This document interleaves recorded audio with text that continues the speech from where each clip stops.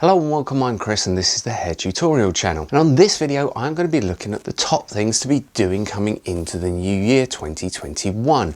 Now don't forget, if you like this channel, to like, subscribe and hit the notification button. This channel's not sponsored and your likes, your comments all help the channel grow, which helps with the growth of the channel and I'm able to deliver you more videos. So coming in at my top tip of course is going to be education, and you're already watching this video, which is fantastic.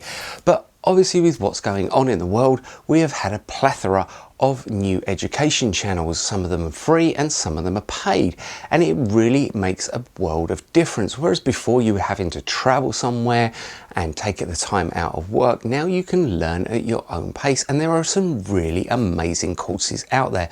As I said, some of them are free and some of them are paid for. Updating your skills and constantly growing is part of hairdressing, and it's what has kept me interested for over 30 years in this amazing industry. Whether you're a beginner or advanced, there is lots of stuff out there for you, and I'll link a few of my favorites which are all free down in the description below, so why not pop over to them and show them some love and support as well. Now number 2 is going to be pricing. This is a very difficult one, but we've got lots of time on our hands at the minute, and checking our pricing to make sure it's fair and reasonable and to help our businesses grow is really important.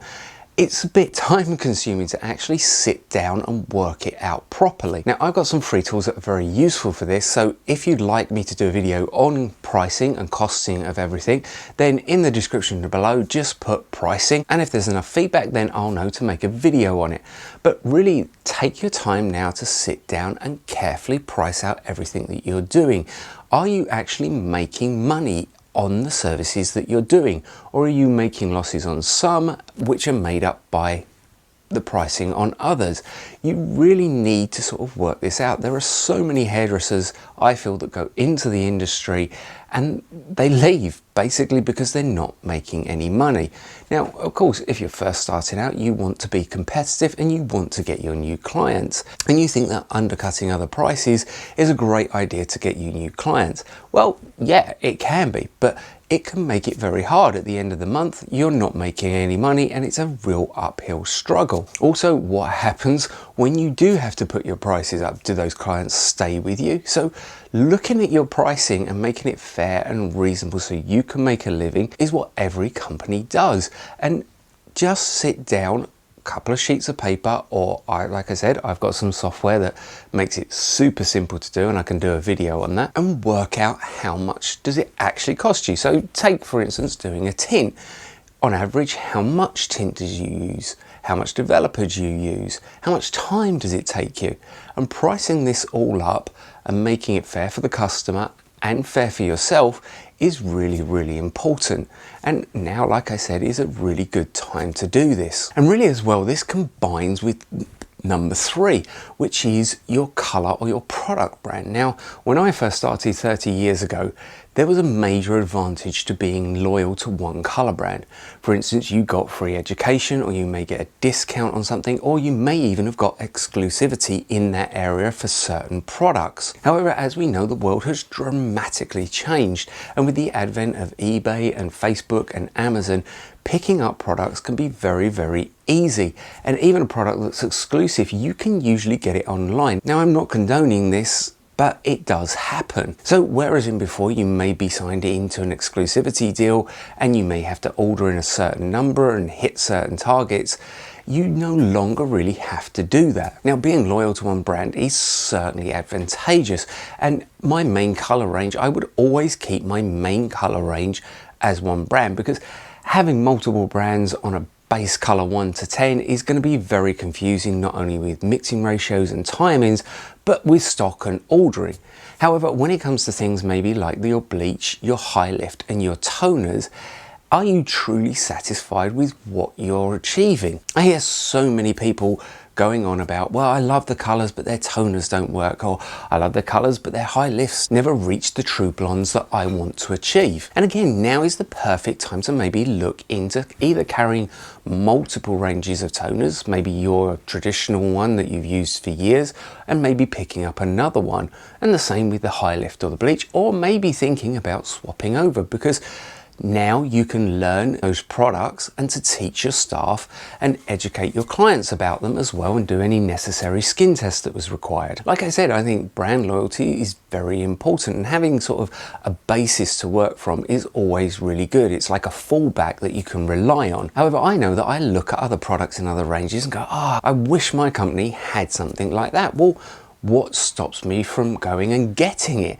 Just my loyalty to that brand. Now, number 4 is online consultation. Now, again, in this world where everybody has a mobile phone, has Zoom, has FaceTime, has Messenger, it's very easy to do an online consultation. And to be honest, this is going to be really helpful for us as hairdressers, because getting clients to come in was really difficult for a skin test, for a consultation. Now, of course, with a new client, it can be very difficult over a Skype or a Zoom to actually see their hair properly. So I would still personally like any new client to come in so I can really assess their hair properly. However, doing an online consultation with existing clients where you know their hair type is really advantageous. You can set this up for a time that's convenient for them. Maybe book out the last half an hour at the end of the day, everyone will be home, and you can do all your consultations. Check that they're happy with their colour, check if they want to change their colour on their up and coming appointment, check that their appointment is right and that the service they've booked in for is correct, and that they're not going to come in having booked for a half head of highlights and then go, yeah, but this time I want that balayage highlight. Online consultation is a really good idea, and you can very simply and very cheaply pick up just a few things that are going to help you make it look professional. A little tripod for your phone, a lav mic that you can wear so the recording is a little bit better, and even just a very cheap ring light so that when you do it, it looks professional and it makes it comfortable for you to do. And this brings me into number 5, because it's your salon. Again, your salon may need an update, and I've seen a lot of things on Facebook and Instagram where people are doing this. However, you may not have the money for a full sort of refit, but there are things you can do in the salon to improve it. So first of all, people can no longer sit in a salon and wait. Now, and the days of clients bringing in their friends, family and children to sit at reception and wait for them while they have their hair done are gone. In fact, the days of probably having are gone for the foreseeable future, and that's space that could be used. You may not stock a large amount of products at the moment, and you could use this area as a retail area, or you may just need an area where the client can sit while the colour is processing. But do you need a large couch with a table on it? Again, it's really up to you to sort of look at your salon and think, well, this is a time that I can really improve the layout of it. You may want to use that space to set up a consultation area where you can stand at the end of the day and just leave a tripod with a light set up. You can also use this area to take photos of your work to post to Instagram or Facebook. So although this year has thrown up many issues and many problems for a lot of people, it has also opened up some opportunities and some ideas for you. Now, I hope you have a lovely new year. Stay safe, and please leave any comments on the things that you're going to do to improve and make better this next year coming up in the comments below. And thank you for watching.